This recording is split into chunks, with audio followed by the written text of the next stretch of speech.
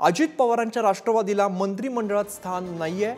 एकनाथ शिंदेंचे 7 खासदार तरी त्यांना एकच राज्यमंत्रीपद आहे, तर अजितदादांचा एकच खासदार असल्याने कॅबिनेट मंत्रीपद कसं देणार?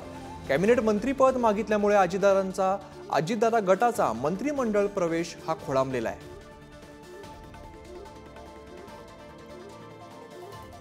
एक जागा मंत्रिमंडळात देण्यात आली होती।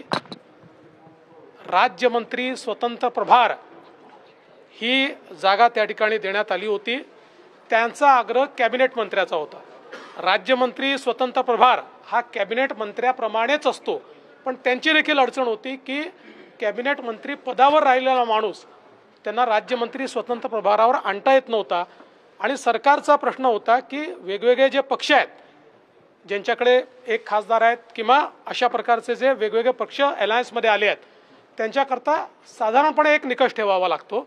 आणि म्हणून राष्ट्रवादीने देखील ते मान्य केलं आणि त्यांनी सांगितलं की आमचा विचार तुम्ही एक्सपान्शनच्या वेळी आम्हाला तुम्ही कॅबिनेट मंत्रीपद द्या, आम्ही थांबायला तयार आहोत। कोकण आणि मराठवाड्याला मंत्रिपद मिळालेलं नाही सर, भौगोलिक विचार केला नाही। आता तर पहिलं मंत्रिमंडळ आहे ना, अजून जागा खूप रिकाम्या आहेत तिथे।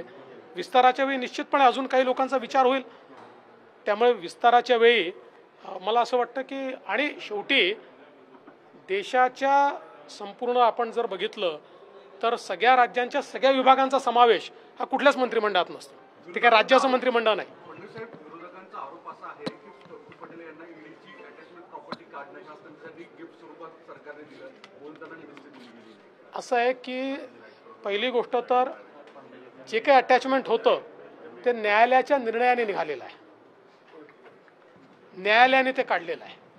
त्याच्यामुळे मला असं वाटतं की अशा प्रकारचा आरोप करणं हे चुकीचं होईल आणि त्यांच्यावर अन्यायकारक होईल। चला, थँक्यू।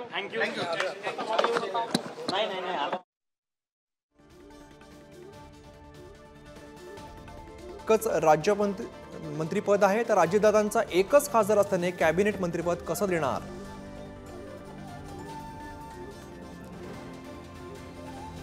एनडीएचा मित्रपक्ष म्हणून शिवसेना आहे, तसंच राष्ट्रवादी काँग्रेस पक्ष सुद्धा एनडीएचा मित्रपक्ष आहे।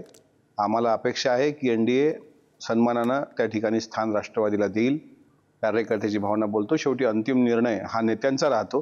पण मला अजूनही अपेक्षा आहे की संध्याकाळी 7:15ला शपथविधी आहे, कधी पण त्यांचा फोन येऊ शकतो आणि प्रफुल्लभाई शपथ घेतील असं मला वाटतं।